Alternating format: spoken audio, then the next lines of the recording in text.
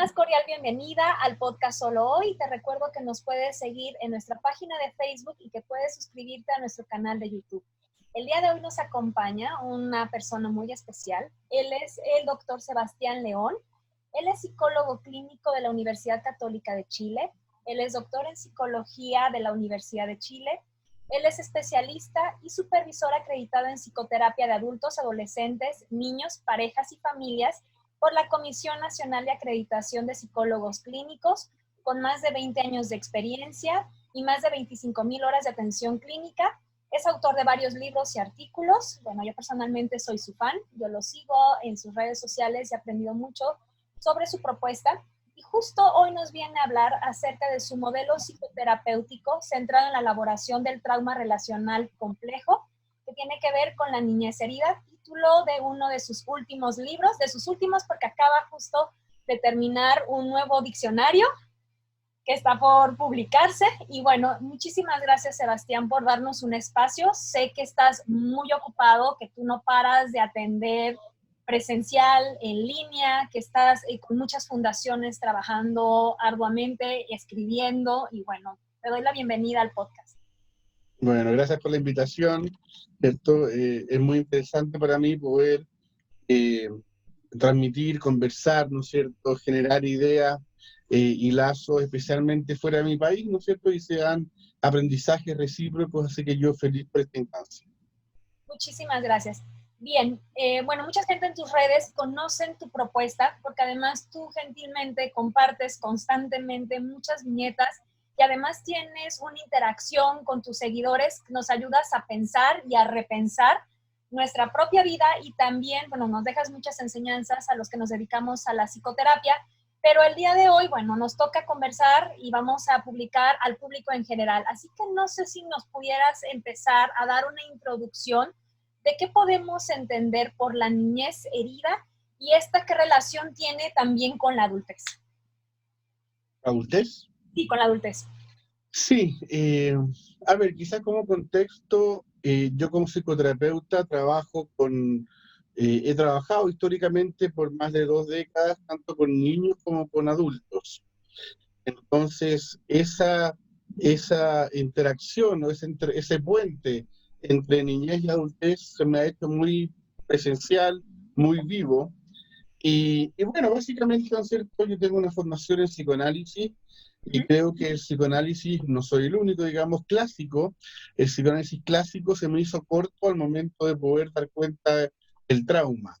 Del trauma me refiero, ¿no es cierto?, básicamente a los efectos, por ejemplo, del maltrato, ¿no? Del maltrato físico, psicológico, el abuso sexual, el abandono, la negligencia, en fin, fenómenos, ¿no es cierto?, que tienen que ver con eh, aquellas violencias en contextos intersubjetivos y que el psicoanálisis tradicional, freudiano, sobre todo, digamos, pero también con otras ramificaciones, kleiniano, lacaniano, en general tiene una visión muy individual, poco contextual, muy centrada más en lo endógeno, ¿no es cierto?, que en los contextos interpersonales. Entonces, de ahí surgió mi interés por abrir la mirada, ¿no es cierto?, y sobre todo por tratar de pensar una psicoterapia desde lo que yo estaba viendo, ¿no? No solamente como imponiendo las teorías, que a veces uno tiene muy impregnadas las teorías, eh, sino que también y especialmente desde la propia experiencia.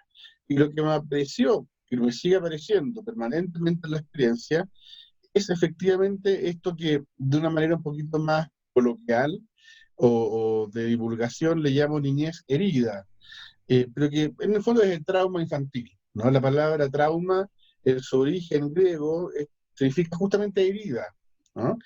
Eh, y tiene que ver entonces, ¿no?, con las secuelas que el maltrato infantil, acordémonos que maltrato de dos tipos, ¿no? Ya sea el maltrato activo, en términos de que aquellos que los padres o cuidadores hacen sin deber hacerlo, maltrato físico, psicológico, abuso, o el maltrato pasivo, que a veces es más invisible, pero que tiene que ver con la negligencia, con lo que los cuidadores o padres no hacen, sí debiendo hacerlo, y el abandono, ¿no? Que hay mucho ahí, ¿no?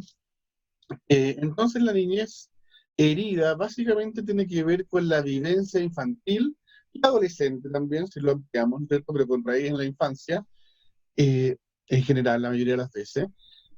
La vivencia infantil de profunda soledad, profundo abandono emocional, profunda invisibilización. ¿Ah? Entonces acá estamos hablando de el niño o la niña sola, invisible, emocionalmente abandonada, huérfana emocional. Hay una situación de orfandad emocional. Que independiente de que hayan 10 personas más en la casa o no, digamos, tiene que ver efectivamente con la dimensión más emocional, ¿no?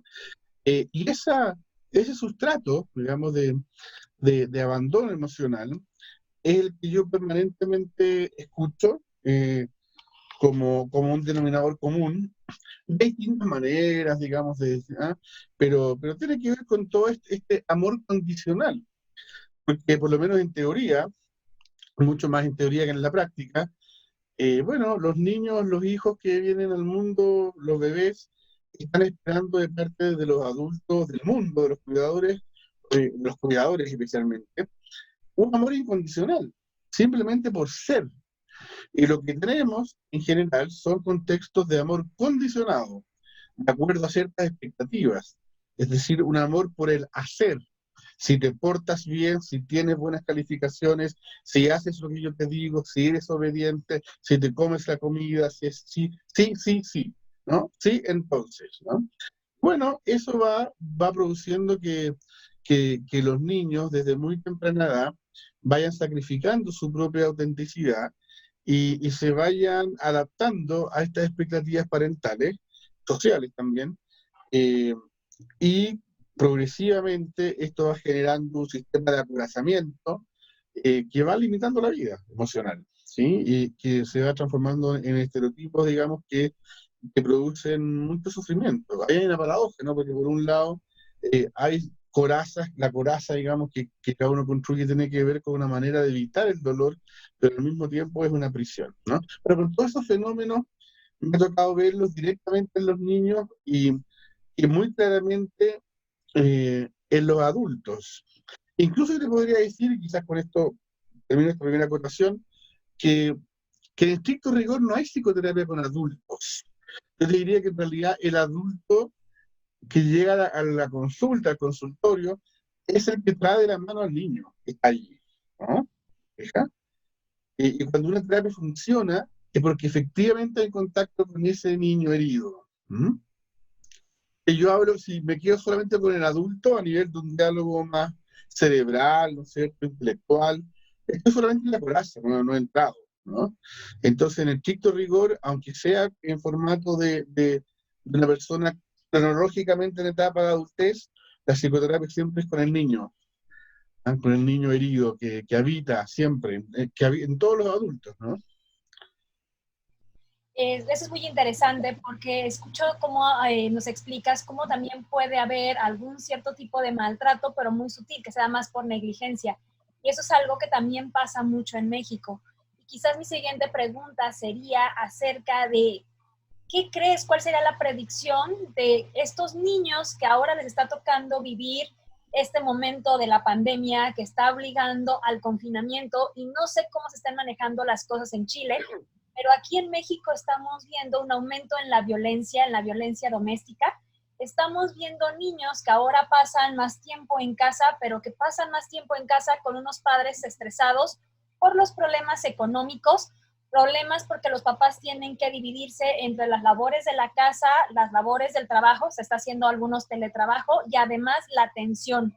Y además también eso es algo que a mí me ha estado preocupando. ¿Qué pasa con el afecto? Al menos aquí en nuestro país se ha manejado este programa nacional de sana distancia, que tiene que ver con la prevención del contagio. Pero ¿qué pasa con las muestras típicas de afecto, de los abrazos, de los besos, y bueno, sobre todo para los niños, los muy pequeños, que necesitan a veces de este contacto con los cuidadores y se topan con cuidadores que están muy estresados, que tienen poco tiempo para poder darles atención? ¿Qué pasa también con el propio trauma de ese adulto que ahora tiene que hacerse cargo de los pequeños? ¿Mm? Bien, bueno, son varias preguntas, voy a tratar de resumirlas en algún argumento central. Efectivamente, bueno, acá en Chile también estamos en una situación muy crítica respecto a la pandemia, ¿no? Con altísimo número de fallecimientos diarios, estamos en un pic, diría yo, ¿no? Eh, y ciertamente este confinamiento, este enclaustramiento, puede ser, y en muchas situaciones lo es, caldo de cultivo para violencia doméstica. Eh, pero también puede ser un caldo de cultivo para generar mayores lazos de apego, ¿no? Eh, Todo depende de muchos factores de riesgo previos también, ¿no es cierto? Depende mucho de la situación económica, ¿no es cierto? De los estresores externos, y también acá se activan todos nuestros traumas infantiles, se activan también nuestros mecanismos de resiliencia. Es como que esta pandemia nos pone a prueba, ¿no? Efectivamente tenemos padres estresados, pero por otro lado, yo también he escuchado, y en mi experiencia, que es decir, mira, esto es inédito, nunca vamos a compartir tantas horas juntos, y también es una oportunidad, ¿no? Una oportunidad tampoco para que estemos pegoteados todo el día, pero sí para poder, ¿cierto? Generar un tipo de vinculación que es bastante inédito y que probablemente va a ser irrepetible, ¿no? Entonces, yo creo que hay una palabra clave acá que es la flexibilidad. Especialmente, yo lo veo en muchos niños, en mi hijo, por cierto, eh, que tenemos que ser cuidadosos con la sobreexigencia, ¿no? Con asumir que estamos en condiciones normales, digamos, y por ejemplo, pretender, especialmente con niños, que la rutina escolar o el aprendizaje escolar sea al modo de eh, la manera habitual, digamos, ¿no? O sea, yo prefiero que mis hijos pierdan un año escolar, pero ganen un año de amor, ¿te fijas? O sea, lo principal es el afecto acá, ¿no? Para decirlo muy simplemente, el afecto acá, el amor, el cariño, el cuidado, siempre está por sobre la exigencia, ¿no? Ahora, esto también suena muy idílico, porque también los adultos nos estresamos, y nos estresamos no solamente el trabajo, ¿no? Sino también estar 24 horas al día con los niños, ¿no es cierto? Sí, yo ahora estoy encerrado en mi escritorio, en esta entrevista, y es un descanso, ¿cierto? Yo tengo dos chicos de 9 y 7 años, y bueno, es intenso, ¿no? Vivo en un departamento también, un chico, digamos, entonces uno está como bien ahí eh, expuesto también a los propios, al estrés propio también, ¿no? Pero sin duda yo te diría que, bueno, las muestras de afecto, por supuesto que parten por el propio espacio de la casa, ¿cierto? Te diría que ahí es súper importante, y muy importante, digamos, que el abrazo, el beso, el cariño con los que tenemos dentro de la casa. Dentro de la casa uno no anda con mascarilla, por lo menos acá, y también aprovechar los espacios virtuales. Por ejemplo, yo tengo una ahijada mía, ¿no es cierto? Le mandó una tortita, ¿no es cierto? Por delivery, que le gusta un postre a ella, y me mandó una foto, se estaba comiendo y hablamos, y se pueden dar esas instancias también, ¿no? Yo creo que un aprendizaje importante es el desprejuiciamiento respecto, por ejemplo, lo que estamos haciendo ahora, respecto a todo lo que tiene que ver con la comunicación en línea. ¿Ah? Porque siempre ha pasado eso, ¿cierto? Yo me incluyo, ¿ah? Como este cierto prejuicio. Por ejemplo, yo nunca había tenido un curso online, en línea. Ahora he tenido 4 cursos. A mí me encantan los cursos de literatura, de poesía, de escritura, de no sé qué, de cine, de no sé qué cosa. Yo primera vez que tengo curso, y ha sido buenísimo, buenísimo. Y pasan cosas que en otros espacios presenciales no pasan. Por ejemplo, tenemos chat en un curso presencial. A veces el chat, ¿para qué? Si no, no te vas a comunicar con algo por otra cosa. En cambio, acá tenemos un chat, en esos talleres se producen, uno manda un meme, una broma. O sea, hay otras oportunidades, ¿no? A mí lo que me ha pasado con esto es sacarme el prejuicio un poco como romántico y quizás muy tradicionalista de que siempre lo presencial es lo mejor y online es como segunda mano. Y entender, bueno, fíjate esto, estos espacios, ¿no es cierto?, como lo de ahora, dan otras oportunidades, ¿no? Entonces, más que mejor o peor, en alguna instancia es distinto, y poder abrirse a eso creo que es muy importante, ¿no? ¿Sí? Bien, sobre esto de los niños, regresando al tema con los niños, ¿cómo crees que pueda darse ahora la convivencia? Bueno, los niños que tengan hermanos quizás puedan seguir conviviendo con sus hermanos o quizás con ciertos primos, no sé, más o menos de la edad, siempre y cuando no estén en riesgo. Pero, ¿qué ocurre, por ejemplo? ¿Qué recomendación pudieras dar a los padres desde tu experiencia como padre y como psicoterapeuta para que en esta etapa en que los niños no estén en la escuela y más allá del curso como lo académico, qué pasa con esta parte de la interacción y del juego entre pares? O sea, bueno, evidentemente que se ve reducida, ¿cierto? En el sentido presencial, sin duda alguna, ¿no?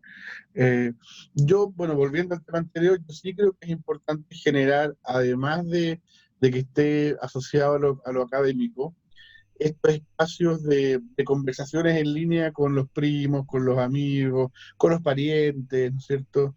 En fin, yo lo veo a mis niños, digamos, cuando conversan con sus amigos, es casi como que si estuvieran presentes, ¿no?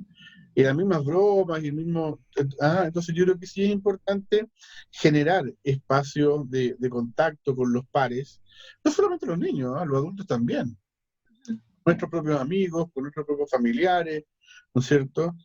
Yo me voy ahí con mi teléfono, Zoom, y me voy a la terracita, me tomo una cerveza y converso con un amigo y a veces se me olvida que no estamos, ¿cierto? Se da una cosa como de conexión importante. Y yo creo que son cosas que tienen que ver con la tecnología también. Y, a ver, probablemente cuando se inventó el teléfono, no, pero el teléfono, o sea, no, pero siempre hay que verse en persona, porque esto qué significa, o la televisión, ¿no? La televisión o sea, como que cada avance tecnológico siempre va de la mano con un prejuicio, ¿no? Y yo siento que más que un avance tecnológico, ahora esta arremetida, ¿no es cierto?, de los dispositivos online, muestran que son una buena alternativa, ¿no? Yo no soy para nada eh, romántico, tradicionalista respecto de que todo tiene que ser presencial. Por ejemplo, yo hago mucha psicoterapia en línea desde hace mucho tiempo. Personas de México, por ejemplo, tengo varias personas de México, ¿no? Y de otros países, en fin. Eh, y funciona perfecto. Funciona perfecto. O sea, he terminado muchas terapias y bien. Y fíjate que ni siquiera, muchas de ellas, yo diría la mayoría, eh, ni siquiera con el contacto que tenemos ahora visual, simplemente por auditivo, porque a veces en el celular se queda pegada la imagen a veces, y eso pasaba mucho, todavía pasa a veces. Entonces de repente, bueno, ya nos conocemos la cara, hablemos nomás y fluye, y bien, digamos, ¿no? Entonces yo creo que es una oportunidad para desprejuiciarse. Pero respecto a lo que tú dices, ¿no es cierto? La convivencia virtual, sin duda que es un aporte, no reemplaza, por supuesto, la presencial. O sea, obviamente que si hay un niño que cuando se levante todas las restricciones de la pandemia y se queda encerrado en su computador, bueno, hay que ayudarlo que salga, ¿no? Pero creo que la respuesta es más el y que el o. Lo presencial y lo virtual más que el o, ¿no? Y yo creo que ahí esa- hay un abanico de alternativas que se abre ahora. Y ahora, para relacionar este tema de la pandemia directamente con la propuesta del modelo terapéutico que tú tienes, también esta pandemia está dejando severas traumas, sobre todo para aquellos que han perdido seres queridos de los cuales no se pudieron despedir. Entonces, no sé si nos pudieras explicar el abordaje terapéutico, bueno, como un ejemplo de lo que ahora estamos viviendo, de tu propuesta, para personas que no se pudieron despedir de seres queridos. Me imagino que en Chile está pasando lo mismo que en México. Cuando muere algún familiar que se tiene la sospecha que tuvo el COVID-19 o que sí fue diagnosticado, están entregando simplemente cenizas, así que no se está pudiendo tener funerales, ni se está pudiendo quizás tener despedidas. No sé si nos pudieras explicar cómo tu modelo puede ayudar a los niños, a los adolescentes y a los adultos que se están viendo muy afectados por esto. Sí, yo creo que es importante distinguir ahí efectivamente entre trauma y duelo, ¿no? Son dos dimensiones psicológicas muy relevantes que tienen intersecciones, pero que son diferentes, ¿no es cierto? El duelo tiene que ver con una experiencia, viene de la palabra dolor, el duelo es aquello que duele, ¿no? Eh, pero que el organismo, la mente, si tú quieres, alcanza a contener, ¿no? En cambio, el trauma es algo que impacta, ¿cierto? De manera violenta a la mente y que no hay recursos como para poder contenerlo y se desborda, ¿no? Eh, Ahora, en estas instancias hay una mezcla porque hay duelos traumáticos. Es decir, eh, bueno, también hay que distinguir qué duelo, porque es diferente que se muera la abuelita de 100 años a que se muera por COVID, ¿no es cierto? No sé, el hermano o el papá de 40, ¿no? Claro, ciertamente los indicadores apuntan a que la mayor parte de la población en mortandad, digamos, la mortalidad, son más los adultos mayores con factores de riesgo determinados, pero un 30%, digamos, es otro tipo de población. ¿Ah?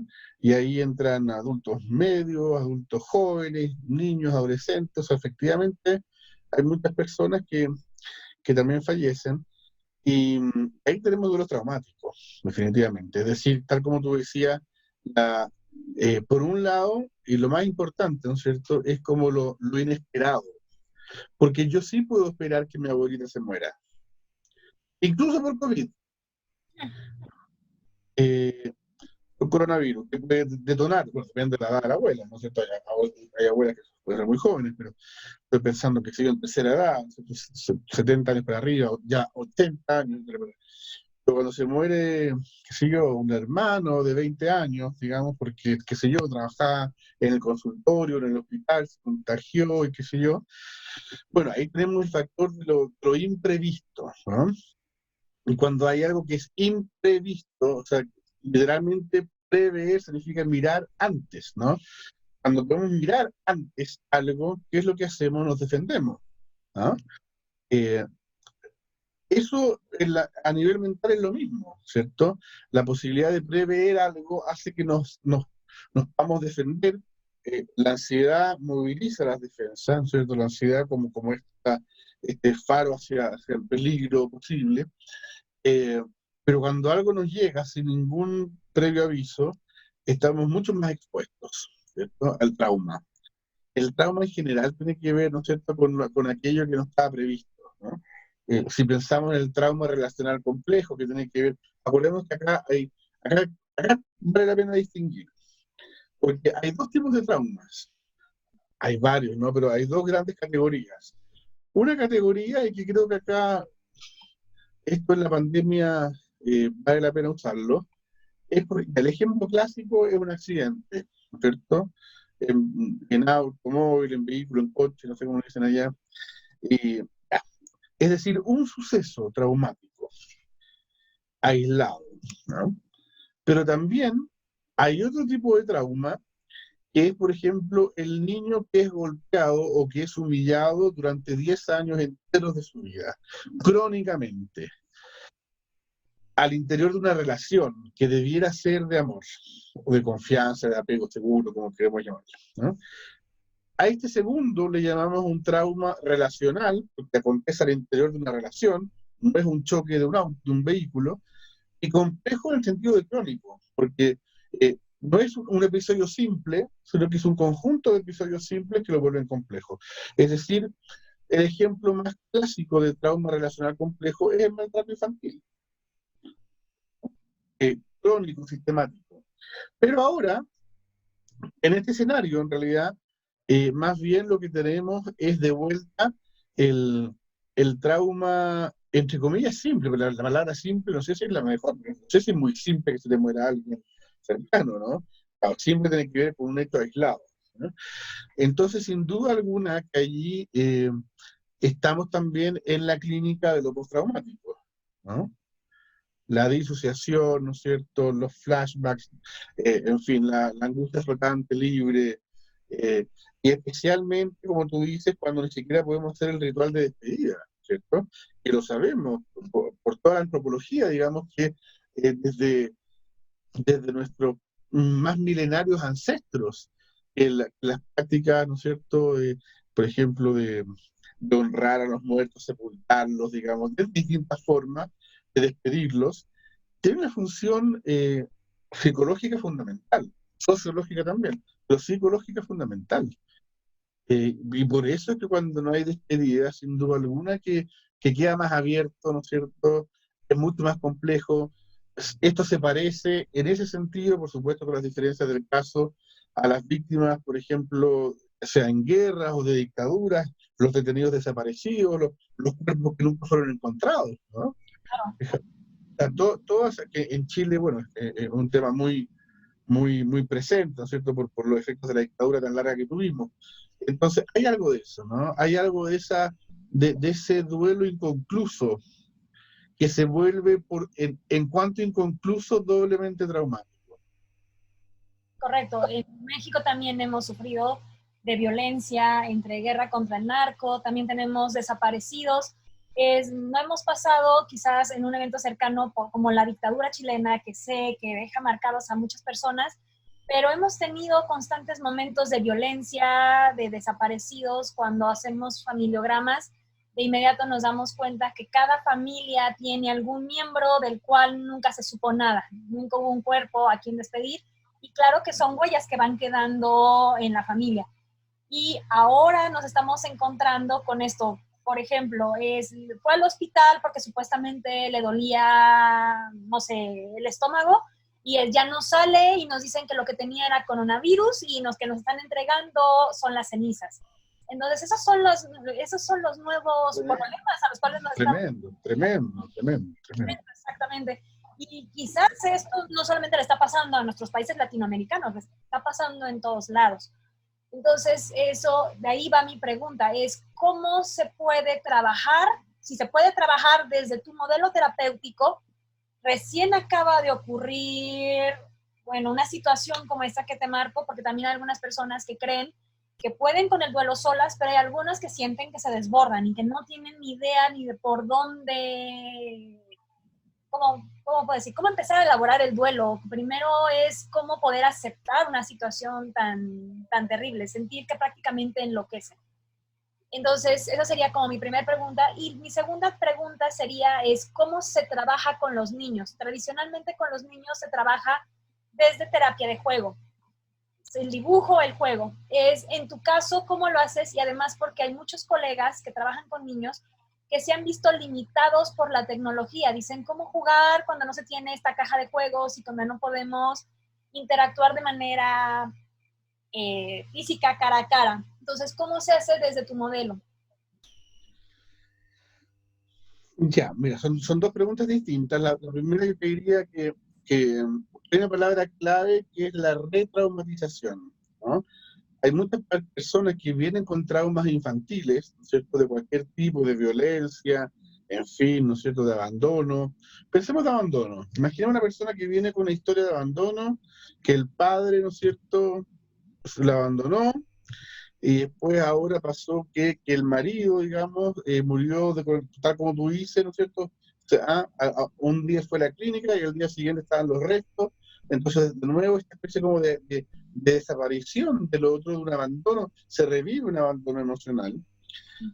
Ciertamente que a nivel terapéutico, la persona llega a consultar, nos detendremos primero largamente, ¿cierto?, en la experiencia actual, ¿sí? Porque si yo le digo, mira, en realidad hablemos de tu papá, no hablemos de tu marido, esto es como es, ¿no? Es como pasar por encima de su presente, ¿no? Pero también llegará un momento en el cual digamos, bueno, pero esto es doble, ¿no? Tú ya venías de otro impacto, acá hay una retraumatización, se reactiva, ¿no es cierto?, esa niñez herida, entonces el impacto es duplicado, ¿no? Por ejemplo, ¿no?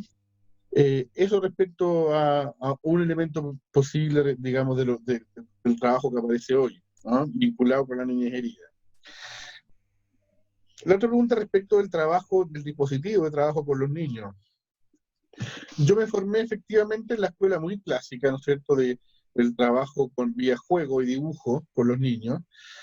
Por 10 años trabajé con niños, ¿no es cierto?, semanalmente jugando con ellos, caja de juego, ¿cierto?, dibujo, en fin, y viendo a los padres muy de vez en cuando. Y yo te diría que hoy día hago casi al revés, ¿sí? Eh, que es como de volver un poquito al sentido común, ¿no? Porque sobre todo eh, con los niños, ¿no es cierto? Y mientras más chicos sean, más expuestos están a la influencia de los padres, ¿no? Entonces, yo hoy día cuando trabajo con niños, trabajo muy en presencia con los padres, ¿sí? Le doy mucho más lugar a los padres de lo que le daba antes. No significa una terapia familiar, ¿no? Y además, eh, sí hablaría de una terapia relacional, de un modelo relacional, porque ahí está la relación en juego, y no individual, ¿no? Como descontextualizado, un niño descontextualizado. Además, que me pasaba que de repente, no sé, pues hay un niño, qué sé yo, un niño de 7 años y uno está jugando, porque ¿cuál es la base? ¿De dónde parte la técnica del juego? ¿Por qué con adultos no se juega? Porque el adulto se supone que te habla, pero un niño de 7 años, por ejemplo, de 5 años, también te habla. Entonces, mi sensación es que la técnica del juego ha estado sobrevalorada y sobredimensionada, especialmente desde la influencia de Melanie Klein, que trabajaba con niños muy chicos. Melanie Klein trabajaba con niños de 2 años. ¿Eh? Claro, a los 2 años a lo mejor se justifica más por la técnica del juego, porque el lenguaje todavía no está tan desarrollado. Quizás, ok, quizás. Pero si yo tengo un chico de 8 años, bueno, hablemos, cuéntame, ¿no? ¿Por qué voy a tener que yo esperar a que a través del juego se pueda expresar? Fija, ¿no? Un niño de 8 años te habla, te dice todo, ¿no? Incluso con más franqueza que un adulto, ¿no? Eso es un primer elemento, ¿no? Yo siento que el juego ha estado muy sobredimensionado en el trabajo con niños y que mucho y ha estado muy subvalorada la función de la conversación y la palabra, ¿ah? Por los niños. Pero además ha estado muy desconsiderado el trabajo en vínculos, o sea, en el contexto con el padre. Por ejemplo, imaginemos un chico, algo muy común, un chico de 10 años que no quiere ir al psicólogo o a la psicóloga, porque dice que en realidad los papás no lo entienden, que dicen que él es el problema, que él siempre es el malo, pero que siempre lo defienden al hermano y a él no. Estoy inventando, ¿no? Eh, bueno, yo puedo trabajar con él, ¿no es cierto? Y su eventual tolerancia a la frustración y trabajar con los juegos. Pero otra cosa es hacer, ok, es validar lo que él dice, ok, entonces hago pasar a la madre. A ver, hablemos de esto, ¿no? ¿Sí? Y a lo mejor, si yo le puedo decir a la madre que me hable de su infancia, cuando ella tenía la edad de ese chico, y cosas que el niño no sabe, y aparecen cosas, ¿no? ¿Fija? Entonces, mi modo de trabajar con niños hoy en día y con adolescentes está mucho más centrado en el diálogo relacional, ¿no? ¿Fija? Y si hay un niño, y cuando me toca un niño de 2 años, básicamente trabajo con los papás. Porque mientras menos edad tenga el niño, más impregnado está el psiquismo de los padres, ¿no? Pero no voy a trabajar con ese niño de 2 años, no sé, 5 años a través del juego, ¿no? Al contrario. Entonces, pudiéramos decir que la edad mínima para que tú puedas empezar a intervenir directamente con el niño en conjunto con los padres sería como de 7 años aproximadamente. Es muy variable, ¿no? Es muy variable. Pero más bien el principio, eso siempre es caso a caso. Porque hay niños que son más maduros que otros, hay niños que son sobreadaptados, hay niños que son más regresivos. Te puede tocar un chico de 15 años que parece de 5 y al revés. ¿Te fijas? Entonces la edad cronológica es muy mentirosa en ese sentido. Más bien más que la edad, yo diría que el principio es escuchar la palabra del niño y, eh, y hacer que los padres sean protagonistas de la terapia. Correcto. Es cómo le haces para que los padres no se sientan amenazados, porque lo que yo me he encontrado es que hay padres que tienen un poco de culpa y a veces lo más fácil es pretendo llevar al hijo a terapia y que el terapeuta arregle las cosas y que a mí me entreviste prácticamente para lo mínimo. ¿Cómo le haces para poder involucrar a los padres de tal manera que no se sientan amenazados, que no sientan que, bueno, que se va a mover la culpa en las sesiones. Sí, conectando con su propia niñez herida. Ahí está la clave de tu modelo.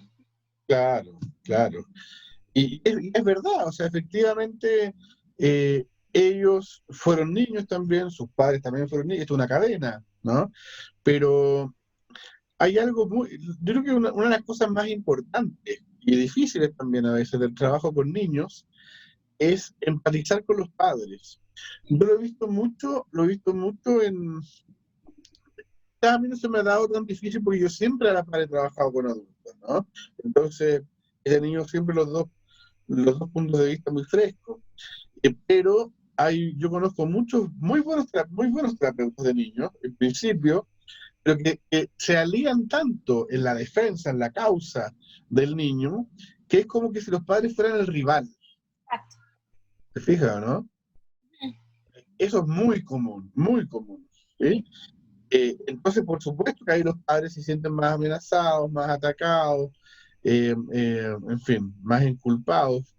Eh, versus decirle, mira, acá trabajamos en equipo, ¿sí? Remamos todos para el mismo lado, eh, acá la idea es poder comprender, ¿eh? Tampoco justificar, porque a lo mejor hay prácticas de maltrato que yo no voy a justificar, pero que sí al lograr comprenderla va a ser distinto, ¿no? Fíjate que hace pocos días me llegó un mensaje, viste que en las redes siempre hay como, leí tu libro y no sé qué, de una pediatra, ni siquiera psicoterapeuta, una pediatra argentina, que lo encontré bonito el testimonio, que me decía, bueno, muchas veces me decía ella, me tocaba lidiar con padres que naturalizan el maltrato. Pues, no, bueno, sí, tuve que pegar, porque no sé qué cosa. Y yo no sabía cómo enfrentarlo, me decía ella, porque, y leí tu libro, me dijo, eh, y un padre entonces dijo, bueno, le tuve que pegar unos palmetazos, y yo le pregunté a él, ¿sí? Eh, ¿Y qué hacían tus padres contigo cuando tú hacías eso? Y el padre se puso a llorar y se hizo una catarsis, digamos, en un pediatra, ¿eh? Fija, o sea, sin juzgar, esta pediatra no juzgó, simplemente exploró, preguntó, ¿sí? Es decir, le abrió la puerta a este niño herido, y bueno, vaya que está herido, ¿no? Entonces, si juzgamos a ese padre, estamos cerrando con candado la puerta al niño herido que habita en él o en ella, y por supuesto que eso nos limita mucho en el pronóstico del trabajo con la terapia con el niño, digamos, ¿no? ¿Cuáles serían las similitudes y las diferencias entre la terapia familiar sistémica, hablando de manera general, porque obviamente hay varias escuelas, y este tipo de psicoterapia, la que tú practicas, que tiene este enfoque de psicoanálisis relacional, pero que también sé que tiene fundamentos en la terapia narrativa? Pensando en el trabajo con niños, lo pregunta, o con adultos, o ambos. Ambos, o como tú nos los puedas explicar para poder entender tu propuesta. Sí, a ver, con la terapia familiar clásica, porque también, bueno, Hay ¿cierto? varias. La diferencia es que la terapia familiar clásica es siempre con la familia, toda la familia. Sí. Y acá esto no es tan rígido, porque a veces voy a querer trabajar con el niño y su madre, por ejemplo, o sea, va a haber focos flexibles, ¿no? Es decir, acá un principio muy contemporáneo tiene que ver con la elasticidad del encuadre. ¿Qué significa eso? Significa que no se trata de hacer cualquier cosa, no es laxo, pero es mucho más flexible que el encuadre clásico, ya sea psicoanalítico, que era siempre solo una persona, o el familiar clásico, que siempre toda la familia. Eh, yo entiendo que, sin ser un experto en eso, ¿no? Yo entiendo que hoy también hay muchos modelos sistémicos que son más flexibles en eso, ¿no? Hay terapia individual, sistémica, etcétera. Entonces yo te diría que fíjate que lo relacional, psicoanalítico, lo sistémico contemporáneo y también otras corrientes, sé yo, eh, narrativas, en fin, o post-racionalistas, en general hay ciertas convergencias en algunas cosas, ¿no? Yo te diría que una de las cosas tiene que ver con eso, ¿no? Con poder tomar en cuenta el valor clínico de la flexibilidad, ¿no? Y ahí, por supuesto, que depende mucho de cada estilo, en fin, ¿no? Depende mucho del estilo del terapeuta, etcétera, ¿no? Pero yo creo que entonces la diferencia con la sistémica clásica es que no implica siempre la familia, pero yo te diría que con la sistémica contemporánea hay bastante más diálogo. Ujú.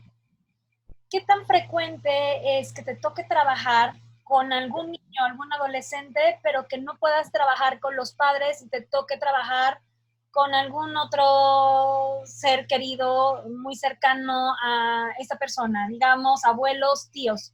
Sobre todo desde aquí en México tenemos muchas familias cuyos padres han migrado. Por lo general, a Estados Unidos. Entonces es muy común que a veces los padres están en el territorio de los Estados Unidos de Norteamérica y los hijos se quedan al cuidado de otros familiares aquí. Abuelos, tíos, hermanos mayores que cuidan hermanos pequeños y que a veces es prácticamente imposible poder integrar a los otros familiares aquí. Y más por eso que acabas de hablar de la flexibilidad del psicoanálisis relacional, que a veces desde terapia familiar sistémica pueden encontrarse con ese obstáculo para trabajar. Sí. Mira, acá no es tan frecuente como en México, quizá, más bien, más bien el fenómeno inverso. En Chile hay mucho inmigrante, ¿no? Hay mucho inmigrante que no sé con qué utopía viene de que Chile no sé qué cosa, pero, pero hay mucho inmigrante de Perú, ¿no es cierto? Hay mucho inmigrante de Colombia, de Venezuela. eh, Eso se da más, ¿cierto? Más que la emigración. Pero sí te podría decir en términos generales que ahí está la idea de los cuidadores, ¿no? ¿Ah? O sea, o la figura de apego, etcétera. O sea, eh, si vive con los abuelos, bueno, con los abuelos será, pero si hay un duelo, por ejemplo, vinculado con la ausencia de los padres, bueno, estos mismos dispositivos, ahí está la flexibilidad. Yo perfectamente puedo hacer una sesión, ¿no es cierto?, estar acá con Juanito y el abuelo, bueno, y acá encontramos un espacio para hablar con los papás, y puede ser una sesión muy sanadora, digamos, ¿no? Incluir esos dispositivos también, ¿no? Correcto. Acá el llamado es a la creatividad, a no quedarnos, ¿no es cierto? Por eso a mí cuando me preguntan cómo se trabaja, ese se siempre me hace ruido porque, ¿qué significa eso? ¿Cómo sé? ¿No? ¿Cómo trabajo yo? ¿Cierto? ¿Desde cuándo? ¿Desde qué modelo? Pero no hay un sé, no hay un sé impersonal, sino que más bien hay prácticas y esto mismo, por ejemplo, que yo hago estos cursos sobre este modelo mío, que digo como, también es una trampa ese un modelo, porque yo día a día estoy ¿ah? Cambiando cosas, ajustando, ¿te fijas? Entonces, pero siempre el llamado es a apropiarse de la técnica desde el propio estilo, ¿no? Por ejemplo, algo muy claro en mi caso es que yo tengo más habilidades, claramente, más habilidades para todo lo narrativo, lo escrito, que para el dibujo, por ejemplo. Uh-huh. Entonces, cuando yo empecé a trabajar con niños, hay toda una usanza del dibujo, de las artes, ¿no es cierto? Ah, que yo ahí pésimo, me muevo muy, no solamente que hago cosas feas, sino que soy muy torpe con eso, ¿no? No sé, un ejemplo típico, de repente hacíamos dibujos y los niños me decían, ¿qué es eso? ¿Qué? Y yo me sentía que no era mi lenguaje para expresarme, no podía decir, ¿ya? En cambio, en la escritura yo fluyo mucho, desde muy niño. Entonces, no es casual que mi estilo terapéutico sea muy narrativo, ¿no? Fija, yo ocupo mucho cartas terapéuticas, eh, biografías y autobiografías terapéuticas, ensayos terapéuticos, o sea, mucha tarea terapéutica vinculada con la escritura, digamos, ¿no? Eh, por ejemplo, no sé si conoce, bueno, Winnicott, un psicoanalista conocido, tenía una, una técnica que le llamaba el squiggle, que era como hacer un dibujo entre él y el niño, ¿cierto? Y que se iban como completando. Yo traté de hacer eso, pero era tan malo para dibujar que en realidad no me salía. Entonces lo diseñé, en vez de hacer un dibujo, una historia en común. Entonces yo le ponía, había una vez un niño que, y el niño completaba, estaba muy triste porque sus papás no sé qué. Y te fijas, ¿no? O sea, lo mismo, la misma idea la traduje yo en algo que tenía que ver con mi estilo. Y creo que eso es muy legítimo. O sea, nadie posee todas las virtudes, ni todas las capacidades, ni todas las competencias. Entonces, también poder descubrir, apropiarse de las propias competencias, por supuesto, tratar de desarrollar lo que uno no es tan hábil, pero creo que el estilo, digamos, es decir, porque una cosa es la técnica, ¿no? La técnica apunta a cierta universalidad donde todos tendríamos que hacer lo mismo. El estilo es todo lo contrario. El estilo es particular. Cada uno tiene su propio estilo. Entonces yo creo que ahí esa dialéctica es interesante, ¿no? Por ejemplo, yo en mis cursos, entonces, ciertamente a mí me interesa mostrar mi técnica. Mira, yo en la sesión, en la primera entrevista, pregunto esto, hago esto es lo que más me sirve, esta tarea terapéutica, sí, tal cual, ¿no? No le hago el kit de la técnica, ¿ah? Que a veces ha estado como de moda decir que la técnica es como, no, o sea, es fundamental la técnica, ¿sabes? Pero sí hay un segundo momento eh, que es de apropiación particular y ahí tiene que ver con el estilo. Es como tocar un instrumento musical. Por supuesto que si yo quiero aprender a tocar, qué sé yo, bueno, yo toco guitarra, de hecho, hay toda una fase de adiestramiento técnico, que yo tengo que saber cuáles son los acordes, las notas, en fin, los rasgueos, etcétera. Y, ok, y de a poquitito entonces me voy soltando, y cada guitarrista tiene su estilo, pero al principio todos tienen que tocar do, re, mi, fa, y saber cuáles son, ¿no? Es un poco parecido, ¿no? Finalmente la psicoterapia tiene eso como de arte también, ¿no? De oficio. Bien. ¿Y qué hay de las intervenciones con los adultos mayores? ¿En qué sentido? Por ejemplo, el psicoanálisis clásico creía que ya a partir de determinada edad ya no era recomendable un proceso psicoanalítico. Y ahora hay una serie de documentos, de libros, de artículos donde se habla de cómo se puede abordar al adulto mayor, haciendo mucho énfasis en el trabajo con los duelos del adulto mayor. Podemos hablar de adulto mayor, sí, aquel que a lo mejor es mayor de 70 años, aquel que es mayor de 80 años, y no sé si pase en Chile. Aquí en México todavía ocurre que entre esa población ir al psicólogo está relacionado con estar loco. No se ve quizás como con las nuevas generaciones que han podido convivir al menos con el psicólogo, la psicóloga de la escuela y que tienen quizás otra visión. Sí. Sí, me han tocado varias experiencias con, bueno, tendremos que definir qué es lo que es adulto mayor, ¿no? O sea, en el rango de 60, 70 es casi como adulto medio todavía, ¿no?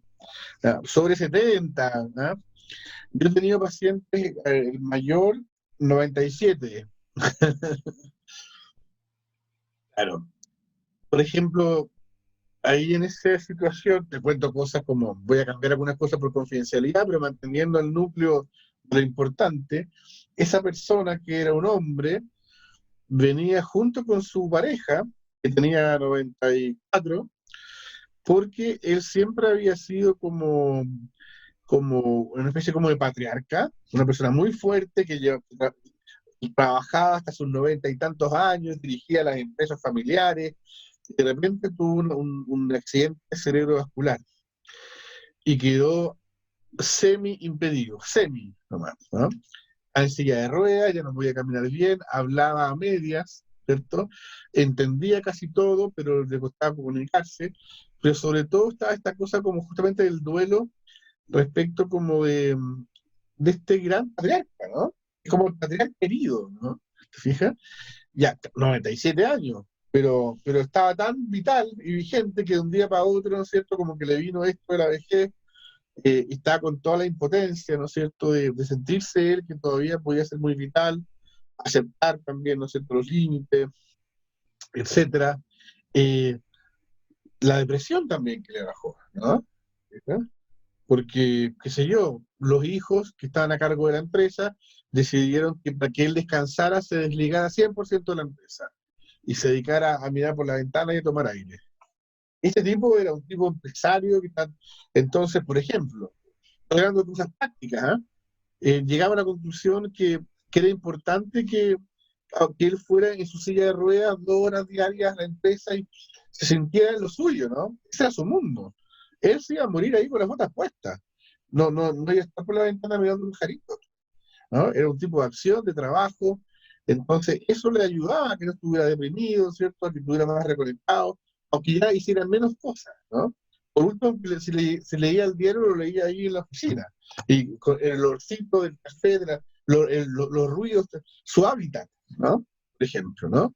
Ese es un tipo de intervención práctica, porque fíjate que, o sea, que hay muchos tipos de intervenciones que tienen que ver con emocionales, profundas, de la niñez herida y otras cosas prácticas también. Yo le doy mucho valor a lo práctico, por ejemplo a esto, ¿no? A poder escuchar cuando él me dijo, yo no soporto estar en mi casa, me deprimo estar en mi casa, mis hijos me tienen como, me esclavizan a estar yo en mi terraza y me dicen que es tan bonito que miren las plantitas, los pajaritos, y yo me desespero y me deprimo, ¿no? Entonces mi hijo me dice, pero aprende a descansar, me dice. Y, y yo digo, dice el viejo, no voy a descansar cuando esté muerto, yo quiero moverme acá, yo soy un tipo que se mueve, ¿no? Bueno, entonces veamos, y efectivamente funcionó, un par de horas, de 10 a 12, ¿ah? A la empresa a trabajar, y claro, y ahí dar algún tipo de instrucción, lo que pueda, pero eso lo levantó, por ejemplo, ¿no? O sea, claro, uno también puede ver que si vamos a su infancia, eso le da más sentido, porque en realidad su padre también, ¿no es cierto?, que fue ausente emocionalmente, pero muy buen trabajador, entonces él se identificó con ese modelo de masculinidad, etcétera, ¿no? O sea, uno puede hacer las asociaciones con la historia ahí, pero ahí, por ejemplo, en ese caso, yo entraba con su pareja, ¿no? Porque la pareja era difícil entenderlo a él, esta cosa del lenguaje, ¿no? Por el accidente que había tenido hace 6 meses. Pero la pareja lo entendía mucho más, era como un intérprete también, ¿no? Son encuadres flexibles, ¿no? Encuadres flexibles, ¿no? Es caso a caso. Hablando de encuadres flexibles, ¿es posible trabajar desde lo que conocemos como psicoterapia breve? Disculpa. Sí, sí. Es posible trabajar, hablando del encuadre, es posible trabajar desde lo que conocemos como procesos de psicoterapia breve, de unas de 10, 15 sesiones, o por lo general suelen ser procesos que duran meses o quizás años. Sí, bueno, justamente hablábamos hace poco de lo narrativo, ¿cierto? Hablábamos también de lo relacional y contextual, a diferencia de lo individual, y nos estaba quedando abajo un tercer principio de este modelo, que es el principio estratégico. ¿Eh? A diferencia del psicoanálisis tradicional, que es no directivo y es muy abierto, ¿cierto? Este enfoque es más directivo. Yo también siento que la no directividad ha sido una especie como de ideal sobrevalorado, y además muy ingenuo, porque siempre estamos guiando de alguna manera. Siempre dirigimos de alguna manera. No se puede no dirigir, es como no se puede no comunicar, no se puede no dirigir. O sea, yo le puedo decir a un paciente, le puedo decir, entonces,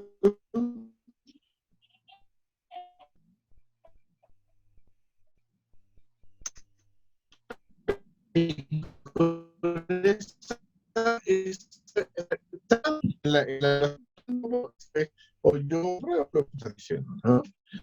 Entonces, frente a eso, yo soy partidario de que tenemos la imagen, ¿se escucha, no? ¿Me escuchaste?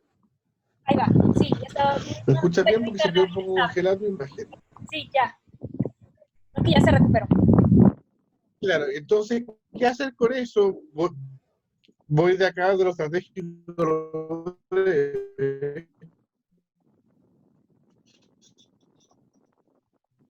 ¿Qué hago con la influencia? Entonces, mira, esto es lo que yo pienso, esto es lo que yo siento, esta es mi impresión, ¿qué te parece a ti?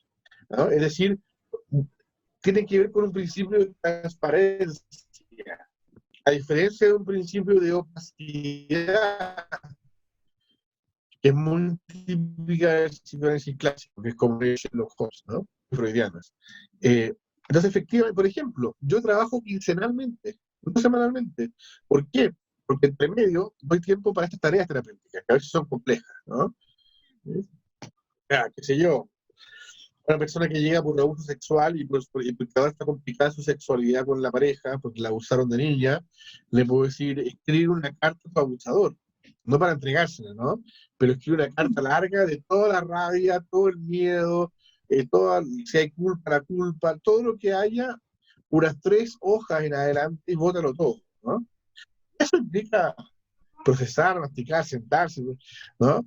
Entonces, eh, eso mismo hace que eh, el trabajo también que yo hago es mucho más dirigido, ¿no? O sea, mi interés es ir hacia la niñez herida, ir hacia el trauma, ¿no?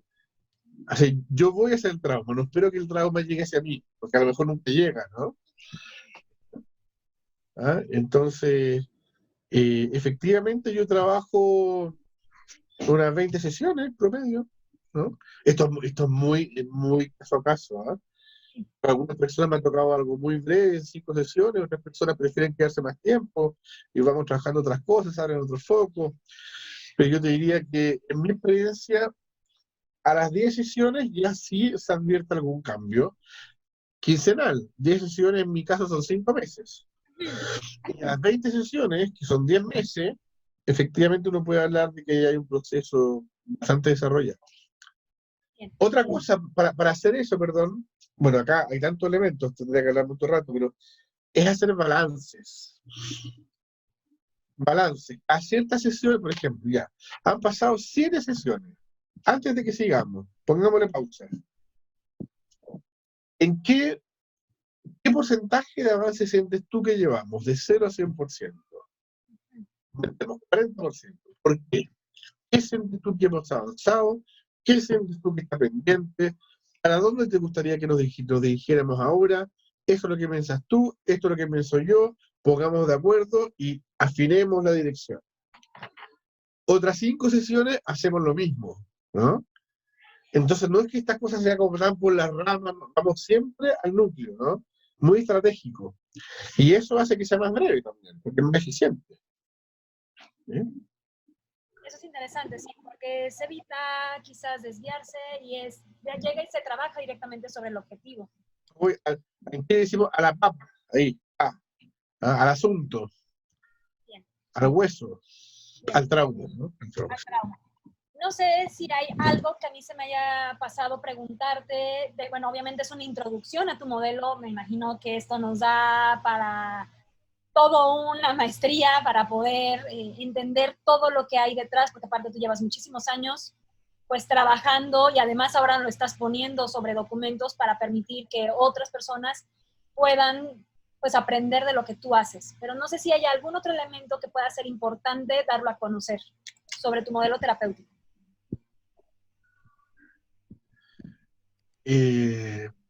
No, bueno, quizás como partir desde las bases, ¿no es cierto? Esta es una psicoterapia basada en la niñez herida, tiene estos principios: relacional, narrativo, estratégico, ¿cierto?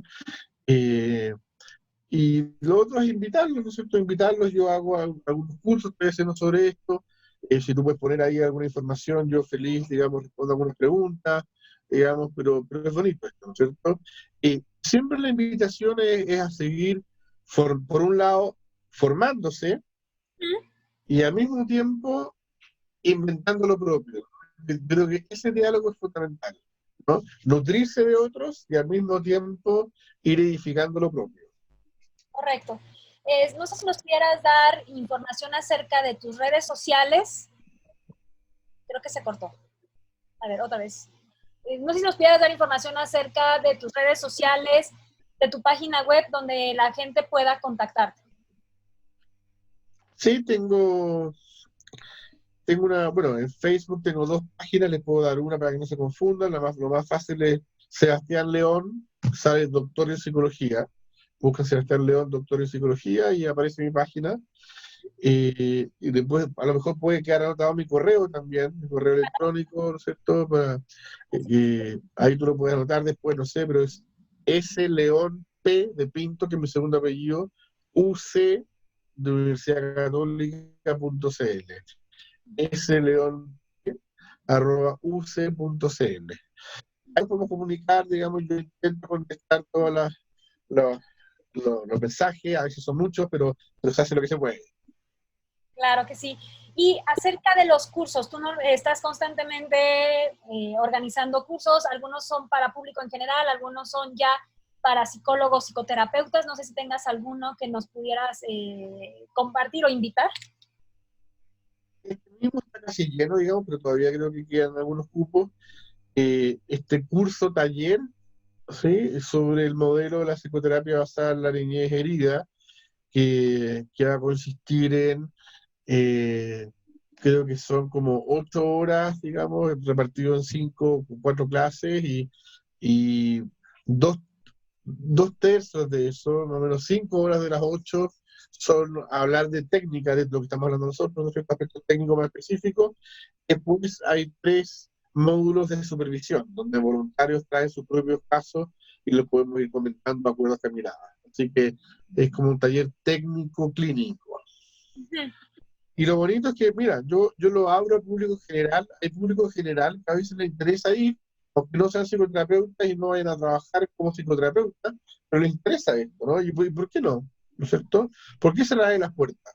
Por Sí. supuesto que no van a poder hacerlo de forma profesional, pero a lo mejor les puede servir, quizás les interesa estudiar psicología, o ellos mismos empezar como pacientes, o simplemente como un interés, ¿no es cierto?, para mejorar como persona.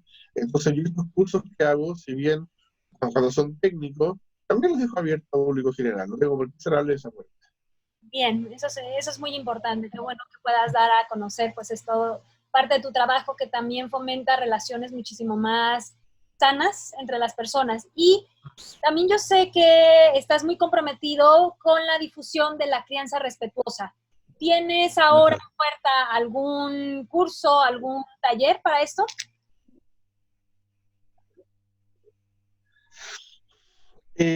Ahora no, sobre ese tema tan específico. He escrito algunas cosas, eh, tengo algunas reflexiones críticas también respecto a algunos de esos elementos, ¿no es cierto? También me pasa, yo creo que el pensamiento crítico es muy importante, no simplemente reproducir lo que otros dicen, digamos. La otra vez casi me mataron en Facebook porque osé criticar a Carlos González, que es un divulgador de la crianza respetuosa muy famoso. A veces pasa eso, ¿no? Se transforman como ciertas idolatrías, ¿no? Ciertos dogmas ahí, entonces yo soy muy contrario a eso, ¿no? Soy muy contrario a los dogmas y creo que es muy importante pensar todo críticamente. Y por ejemplo, la crianza respetuosa, y también últimamente he venido pensando, ver qué cosas funcionan, qué otras cosas hay que tener mucho ojo, ¿no es cierto? Por ejemplo, por decirte algo, yo he visto mucho que es tanto a ver, porque muchas de las personas que ahora están involucradas en la crianza respetuosa, eh, que es muy honorable, ¿no es cierto? La crianza respetuosa, que es muy centrada en los niños, viene desde su propia niñez herida. Y yo he visto mucho una, un deslizamiento pendular hacia padres que ahora se olvidan de todo salvo de ser padres. Entonces la pareja al año ya están separados, Ujú. por ejemplo. Sí. Pasa muchísimo eso hoy día. Por supuesto que no es un problema de la crianza respetuosa, sino que del uso que se hace de eso. Pero a veces entre el uso y el modelo es difícil distinguir, ¿no? Eh, Creo que ahí es importante, digamos, volver a cierto equilibrio, porque me parece que esos niños traumatizados, por supuesto que quieren hacer una crianza que sea muy diferente a lo que ellos vivieron. Ujú.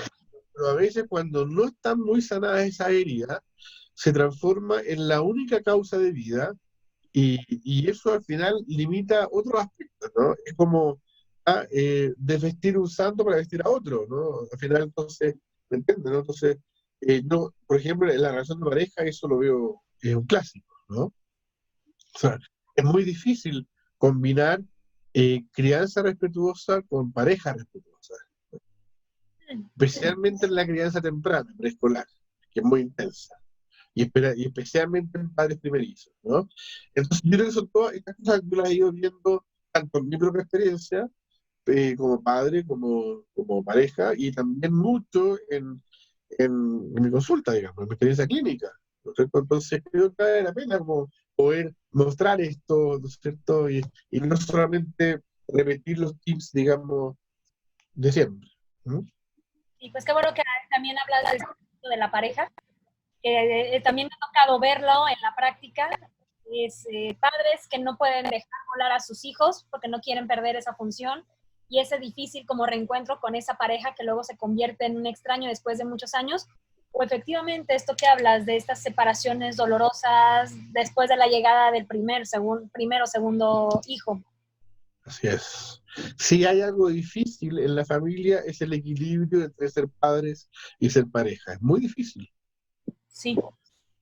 Y antes hablaba del maternaje, de esta mamá que toda su vida estaba enfocada a la crianza de los hijos, pero ahora me ha tocado ver el fenómeno de padres que están haciendo lo mismo y que ahora son ellos los que están olvidando de la pareja y del trabajo y de todas las demás actividades. Claro, o sea, bueno, claro.